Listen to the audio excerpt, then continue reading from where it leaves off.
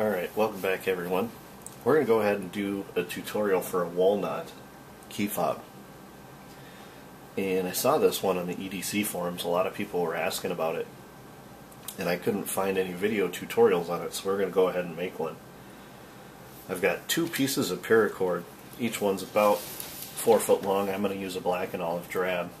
And then I've just got a split ring here for my key fob, my keychain. So this particular key fob that was on the forums started out with a walnut. So we are going to go ahead, a Matthew Walker nut. So we're going to go ahead and show that on here as well to start it off that way. So I'm going to go and grab my black. What I'm going to do is I'm going to swing it around back of everything, back around front. And I'm going to do the same thing one more time, and I'm going to go downwards towards my hand as I wrap this second loop around. Alright, so now I've got my 2 loops, and I'm going to send this black back up and through everything we just did, just like so. Now I'm going to do the same thing with an olive drab for my second color. So I'm going to go around back and loop it around front, and this first one I want to be on top of the black. And then I'm going to loop it around one more time, and this time I want it to come in between my 2 blacks. Same as before, so I'm going in a downward motion, just like so. And now this time I'm going to do the same thing, send this olive drab back up, and this is particularly hard to see under all these cords, but I'm going to send this back up and through everything we just did. So now I've got an olive drab, and black, and now I want to go ahead and tighten it up, just making sure that I keep all of my cords in order as I do so. Now, don't worry if this pulls away from your split ring as you tighten it. Alright, so I've got that pretty well snugged up, and now I can take the 2 that weren't involved with my knot and I can just pull those down to cinch up my split ring. Just like so. So now I've got a nice looking Matthew Walker knot, I think double Matthew Walker knot technically, at the top of that. And then I've got my four strands. And this is where we'll start doing our walnut. Now, what I do when I do this is I go ahead and flip it over. And I want it to be alternating colors instead of green, green, black, black. So I'm just going to, my first time around, I'm just going to flip one of my colors around to the other side.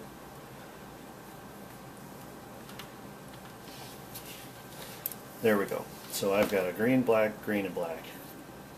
Now in order to tie our walnut, essentially what we want to happen is we want to have each strand go clockwise under the one next to it. Okay? So I'm going to take my black from my right hand side and go under the one next to it, which is the green, clockwise. Then I'm going to take my green. Now I need to encompass this black while I do it, and I'm going to take this green and I'm going to go clockwise underneath the black up there.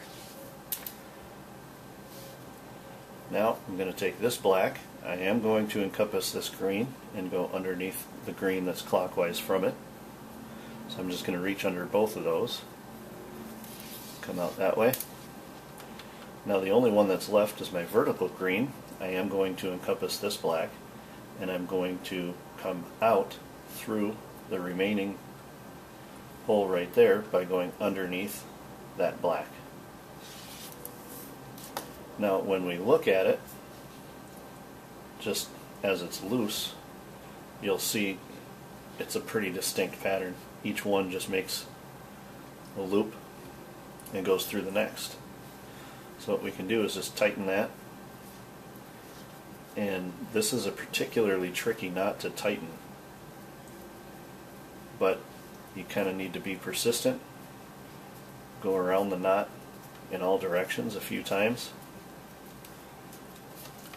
and then I usually pull on the opposites to finish it. Now that one's nice and tight. We can do it one more time. I'm going to go slow so everybody gets it. I'm going to take my green, I'm going to go clockwise and underneath the one next to it,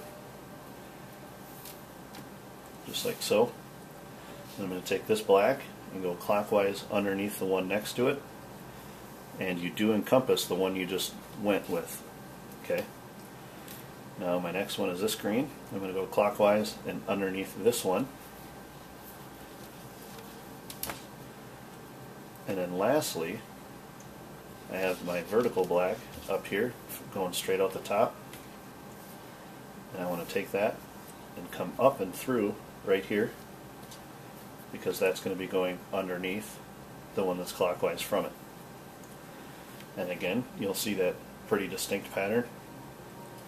And then we want to go all the way around the knot in every direction a few times, pulling and pulling to tighten this up.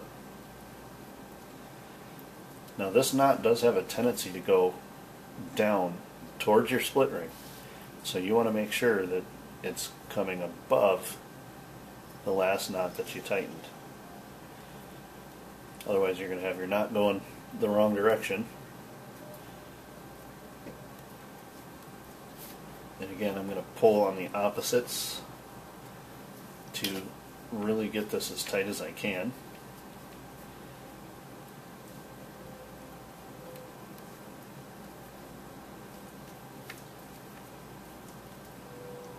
With this particular knot, the tighter you can make it, the better it's going to look.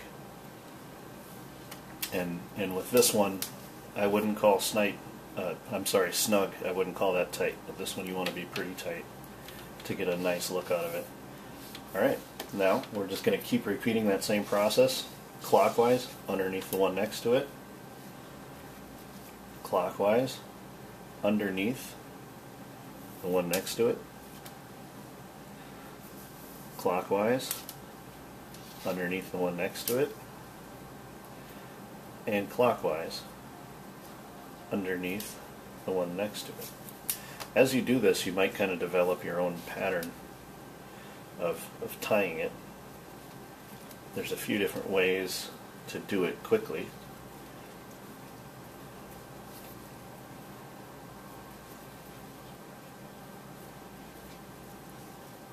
And if you feel like this knot likes to loosen up on you, that's not just you, it's the knot. This is not a knot that you could finish with at the end of a FOB. This is a knot that you will need to do a completion stitch on, no matter how you do it.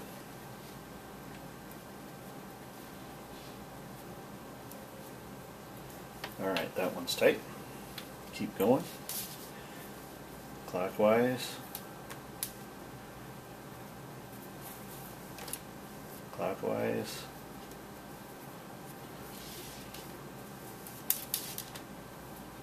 Clockwise. So hopefully you guys are able to see that well. I know that I don't do any camera operating while I'm doing this, so I'm not able to zoom in while I'm tying a knot, unfortunately. But hopefully I'm going to do this enough times so you guys can see it.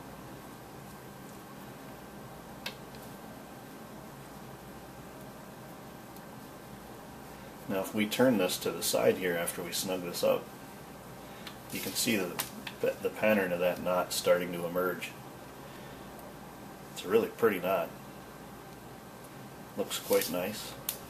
So we're going to keep going until we get this to the length that we like, and then we'll show you how to do a nice completion stitch on it, which will look just like a lanyard knot when we do it. So I'm going to keep going until I get this a little bit longer, and then I'll be right back with a second video to finish it up.